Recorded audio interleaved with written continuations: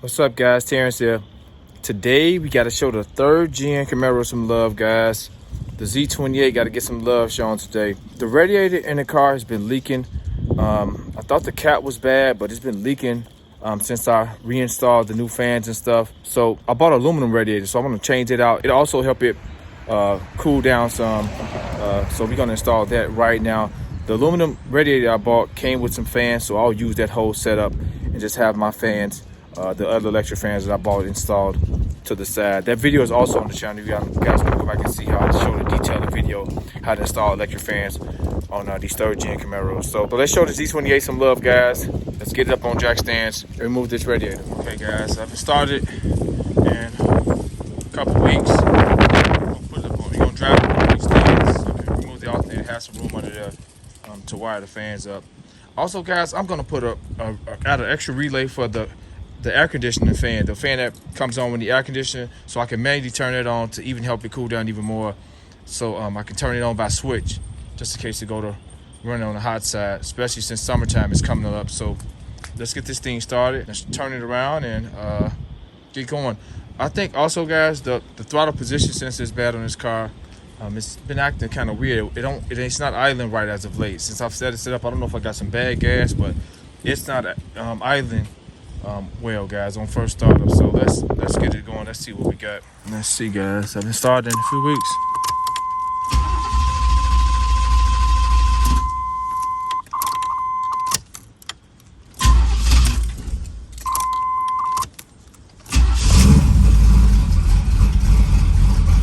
Look at that. It should be idling high. So it's either the idle air control sensor, the IAC sensor, or the throttle position system. Look at this, guys. It's shaking. This is first start. It should be idling high. Oh my goodness. Look at that. Listen to this.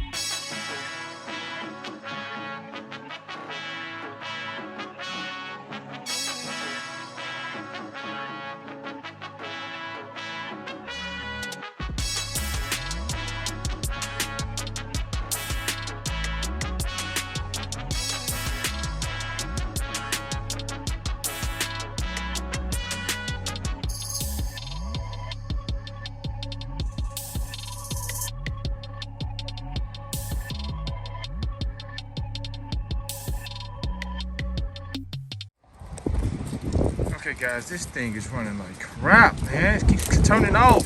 Don't stay idle. Man, it just happened out of nowhere. Just from sitting up. I don't know. Maybe these parts are so old that's on the engine. I don't know. We gonna see, man. It's terrible. On the wrap over here. Not all the way, but I'm on it.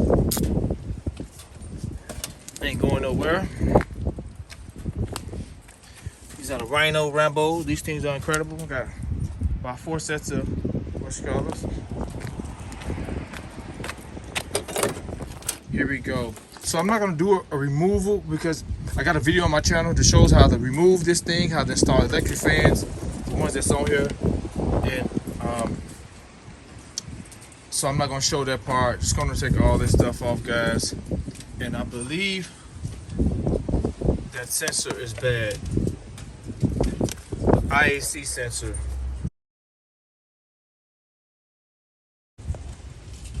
That sensor right there, guys. I believe that sensor is bad. This is the throttle position sensor, a TPS sensor. I don't think that's bad. Yeah, the throttle position sensor is right there. I don't know, it may be because I unplugged this, guys, while the car was running, and it didn't do absolutely nothing. There was no change in the tune of the engine. So we're gonna see. We're gonna see. Okay, guys, I just noticed something weird. Look at this, guys. The car's been off for about 10 minutes. And I thought it was water back here, but gas is spewing out of the Schrader valve on back of the fuel rail that runs into the injectors. It's just pouring out. Oh wow. Okay, guys, I'm cleaning the system completely out. Let water run through here. Clean this thing all the way out. And get that out.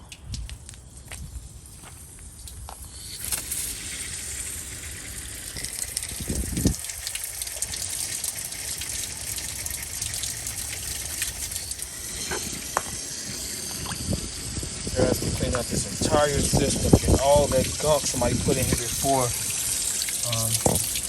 out of here. Okay, guys, I'm done with relay. Down in here. It's gonna turn on. I got my fluke meter so you guys can see how it is. It's gonna turn on the fan to the left side over here. Let me show you guys. If you guys don't know how to hook up a relay, hold on, let me show you guys what I've done. So guys, if you never hooked up a relay, this relay is a 5 pin relay with the middle one, which is 87A. Don't need it. This is for constant power, guys. If I had some, say, running lamps or something, I wanted to keep constant power. I had something, an accessory that I want to get constant power to, I'll have this connected. Black is ground. Got it here.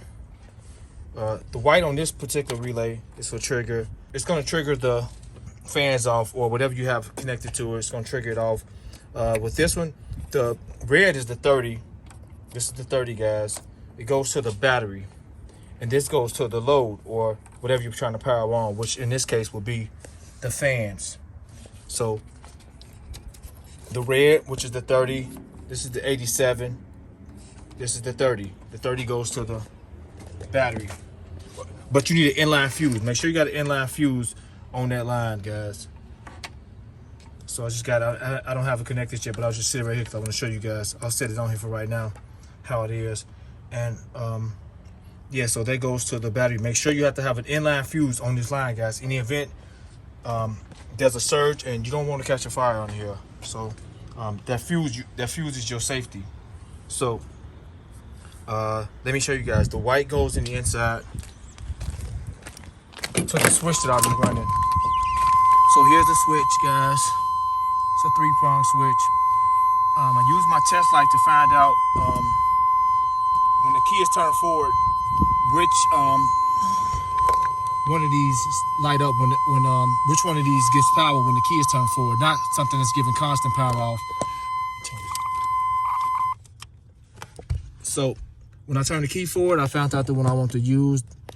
That spot here on the fuse box gives out power only when the key is turned forward, which is great for my switch. So this is a lighted switch, so it's going to have a ground to it. You can see there. So the power comes in on the end of this, which is, zoom in, the supplied volts. That goes into the, when the key is turned forward, it goes into here, the fuse box. The middle one, the ACC on, this accessory, that goes into the relay. So what happens is, if you can look here, when you turn the key on, when you turn the switch on, it completes the circuit. That's all it does. It completes the circuit. It sends power to the relay, and the relay completes the circuit between 87 and 30. That's all this does, guys. So by this being lighted, it needs a ground, just saying a typical 2-prong switch, which also like a 2-prong switch, which requires 2 hots. And when you switch it one way, it completes the circuit, and turn it other way, it makes the circuit incomplete. So this is lighted, so I'll turn the key forward. It's you can hit a relay click. You can actually hit a relay click, and I don't know if you guys can hear it. So it's on now. Let me show you guys. You're gonna have volts coming to this thing. Volts. So you got a ground here, got it on there. So when you're gonna turn it off,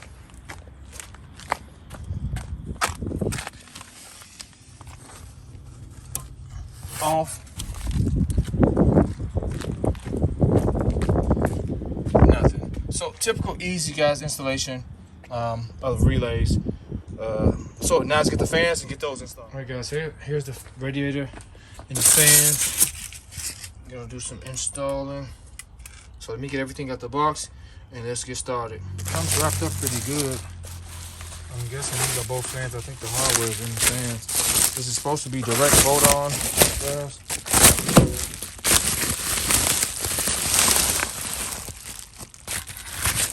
Not bad. It's a 3-core radiator.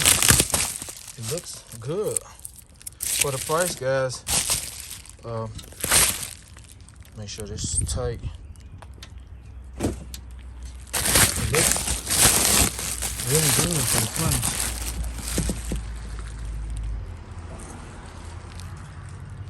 So it helps a whole lot with the cooling. So let's start installing the fans on it, guys. Okay, guys, I thought I was recording this. My camera set up outside. I started this outside, but it started to rain, and I didn't even press record on my phone anyway, so it was just a disaster. So let's show you how to install this one, same as this. Super easy, simple. Show you the first thing you want to do. Let's set the camera up real quick. Here go all the hardware for this fan, guys. So the first thing you want to do is get these pieces. The fan's gonna face up like this. So you want to put these here to snap in place.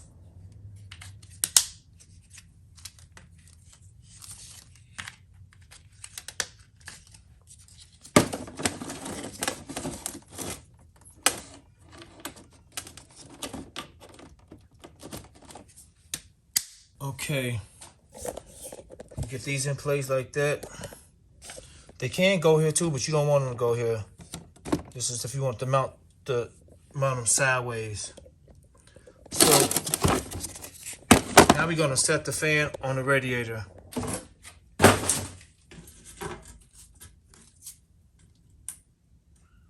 Okay, both of them on there. I'm using the sides. I pushed them all the way up against the sides, guys. Just like this one on the sides. So what you want to do is you need to drill a small bit that's long enough to go through the width of this radiator. So also you want to line up between those coils. That's lined up, that's lined up, and that's lined up. It's on the same plane as this. Just want to keep some symmetry there, guys. That's all. So, with one hand is got the drill on low. Got the drill on slow. And go straight down in here, guys.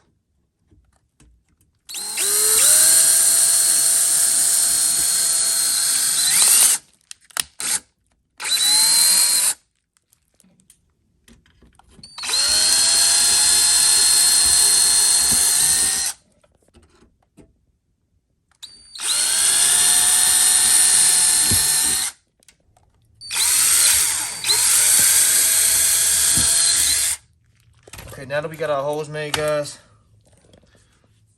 we can go over here and start assembling some stuff. Let's pull this out the bag and set this up.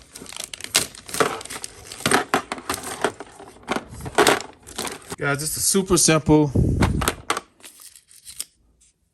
adhesive side.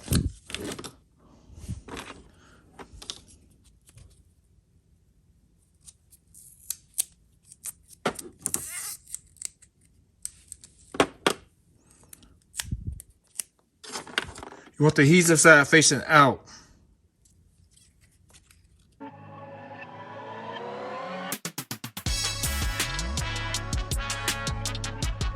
Okay, we got those ready.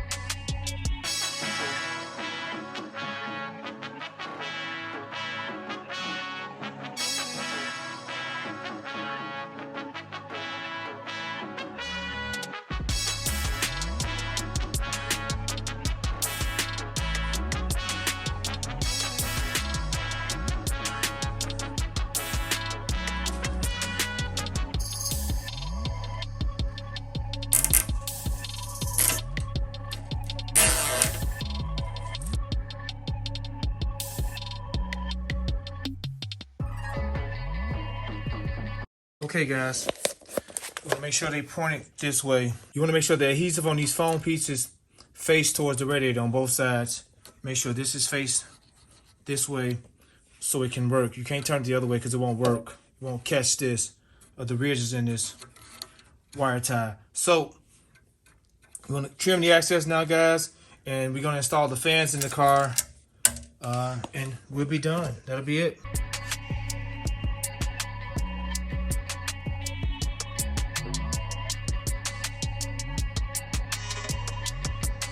Alright, that's it. Okay guys, it's time to install the radiator. The electric fans, the previous electric fans I bought in here have the same wire coloring as the ones I'll be installing, but if you don't know how to connect your wires guys, I have a video on my channel with this car with installed electric fans. It shows you all the detail with wires to connect to which wires. Fairly simple. It'll show you how to exactly hook up those electric fans to your plug like I did here. So let's install this radiator guys. Although the sun is shining, it is chilly today guys. It's in the 30s, man. I can't wait till the weather just break. So let me get the radiator installed. We're gonna wire it up and I'll show you guys the few steps along the way. It's just as simple as putting it in and plugging everything back up.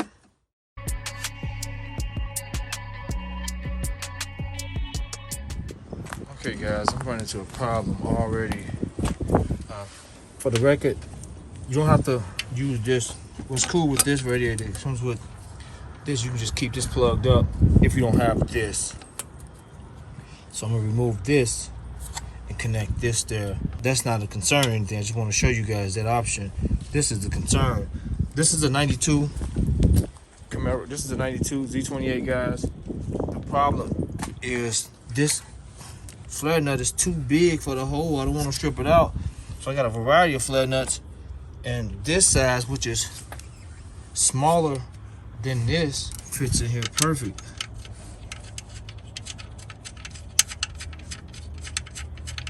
And that sucks, so I gotta cut that line to make it work and flare out that line. So I may pull the radiator back out to do that.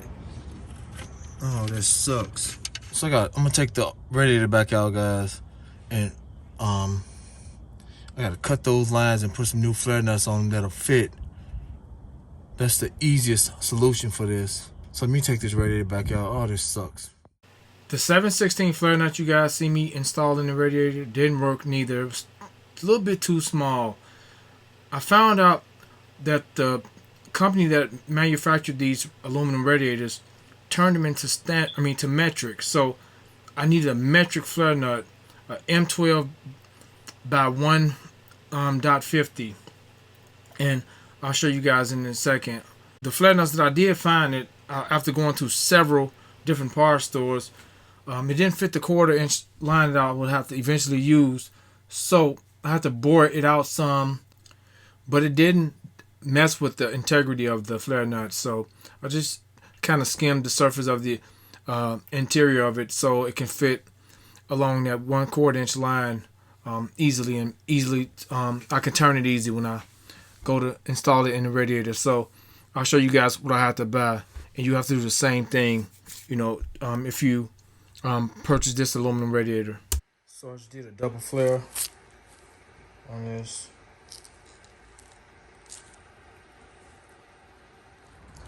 Okay guys, we installed. Like I said, it just sucks to have to alter them lines because the radiator requires these guys, these flare nuts, the M12 by 1.5 or 1.50. The problem is I couldn't find nothing, only 6mm tube in size. That's why I have to bore so it can fit a 1/4 inch tube. Just start putting some antifreeze in here right now, and I test the fan out. Let me turn the key forward and turn the switch on. You guys gonna hit the fan.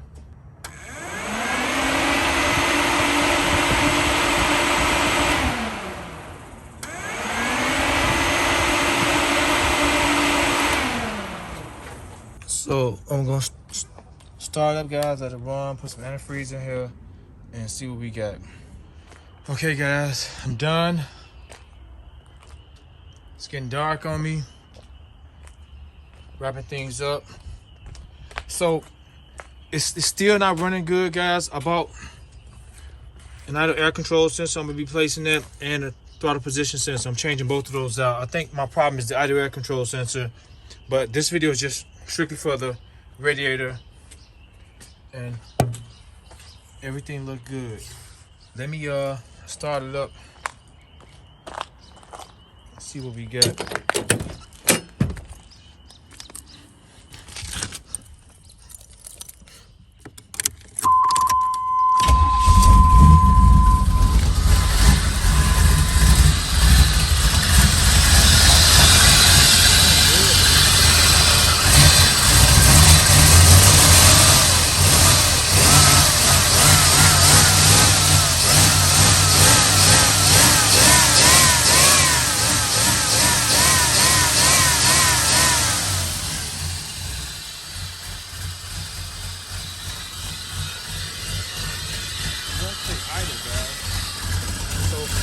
The next video will be coming, guys. I'm gonna fix that.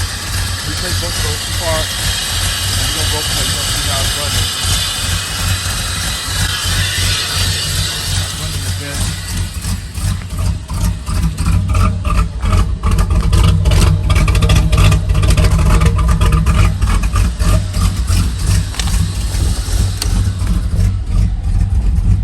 It's idling. Terrible.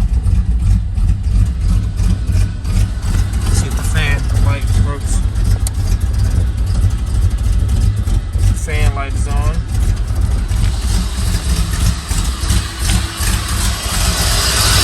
Fan is on.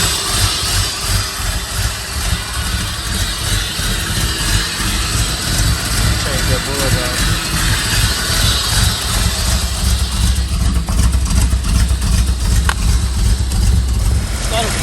Started running good. I don't know if I got bad gas, because why would it start running like that anyway? It was running perfect. Out of nowhere. That's running good.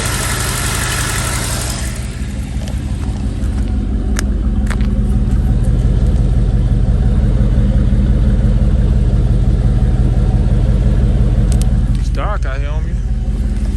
Gas is running good. I don't know, I need to go for a test drive or something.